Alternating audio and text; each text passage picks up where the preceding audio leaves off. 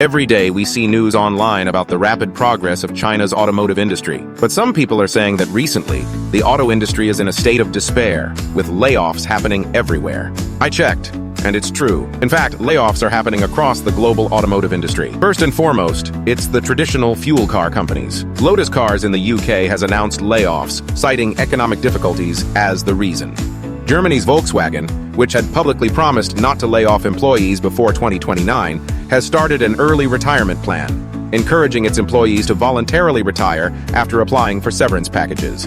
As European and American automotive giants are cutting jobs, even joint venture car companies can't hold up anymore. After all, if the parent company can't make money and has to lay off workers, how can the joint venture subsidiaries remain unaffected? The reason behind this situation is simple. Gasoline cars are on the decline. First time, the penetration rate of new energy vehicles, NEVs, in China exceeded 50% of new car sales. This means that in the new cars sold, the proportion of gasoline cars is now less than half.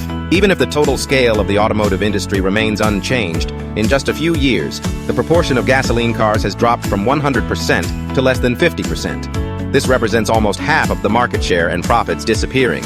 And naturally, the gasoline car companies will need to lay off workers. This is inevitable. In theory, if the layoffs are less than half, it could be considered a victory. But it's not just the traditional fuel car companies that are laying off workers. chinaev companies are also making cuts. Tesla, the world's most famous new energy vehicle company, announced a major layoff in April 2024. However, before Tesla made its layoffs, other American new car startups had already started their own cuts.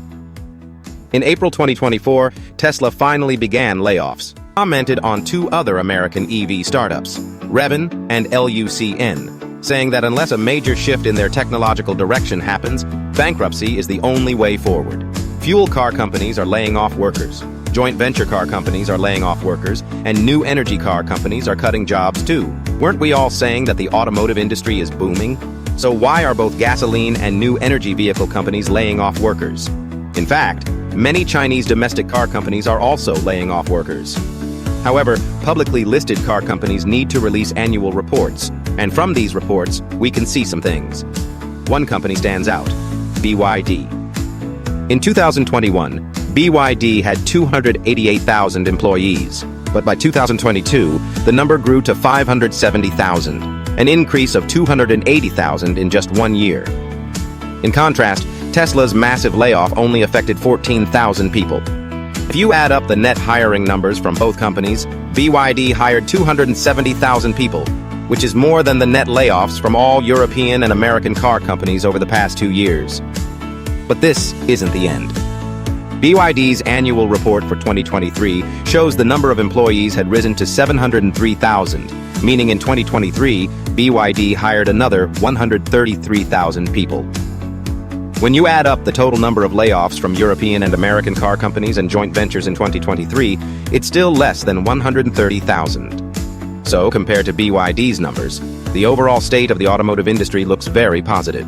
According to BYD's financial report, the average annual salary in 2022 was 104,700 yuan, and in 2023 it rose to 127,100 yuan, a significant increase of over 20%. A key reason for this is that in 2023, BYD hired 33,000 R&D staff with an average annual salary of 212,000 yuan. Hiring tens of thousands of people and offering such high salaries, won't BYD lose money? No, because in 2020, BYD's sales were less than 500,000 vehicles, but by 2023, sales skyrocketed to 3.02 million vehicles. At the end of 2020, BYD had 220,000 employees. Comparing this to the 700,000 in 2023 shows more than a threefold increase, while their sales grew sixfold. So, BYD not only didn't lose money, but made a profit. According to its publicly available financial report, BYD's net profit in 2023 was 30.041 billion yuan.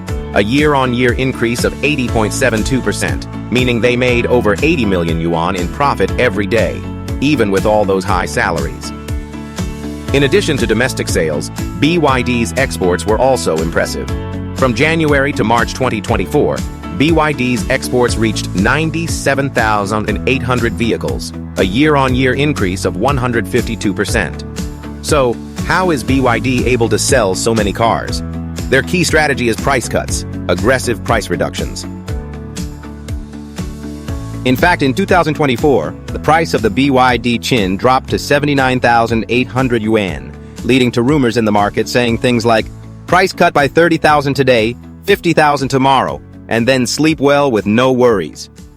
But according to BYD's financial report, in 2023, their gross margin was 23.02%, while Tesla, known for its high premium and smart tax, had a gross margin of only 18.2%. That's why BYD dares to hire aggressively and lower prices at the same time. While BYD is rapidly hiring, other Chinese NEV companies are also aggressively expanding their workforce. As for how many people other NEV companies are hiring each year, I won't list all the figures because there's no publicly available financial data. But a few years ago, Xiaomi's automotive division had 0 employees. Now it has 3,700 employees. Huawei, which entered the car-making industry not long ago, now has 7,000 employees. Li Auto has nearly 30,000 employees, XPeng has 13,000, and NIO has 35,000.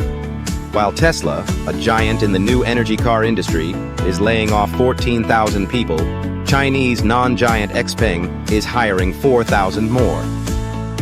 This stark contrast can be explained by the huge difference in manufacturing costs. The cost to manufacture a Tesla Model 3 in China ranges between 150,000 to 200,000 yuan, but it can sell for 780,000 yuan. Manufacturing it in the US would increase the cost by 65%, and selling it at Chinese prices would result in a negative gross margin. Volkswagen's ID.3, which sells for 40,000 euros in the EU, claims it doesn't make a profit.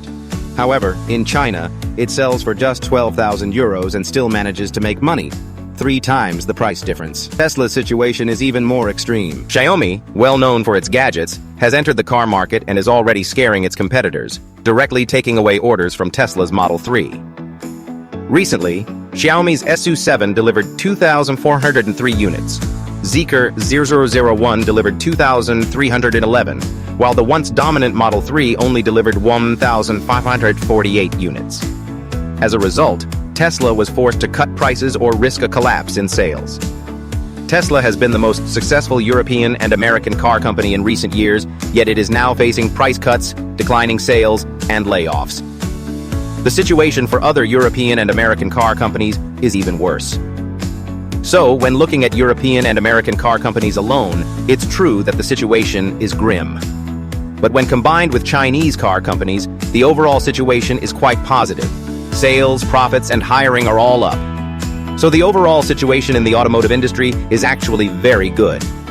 If you only consider European and American companies, things look bad, but if you look at Chinese companies, the industry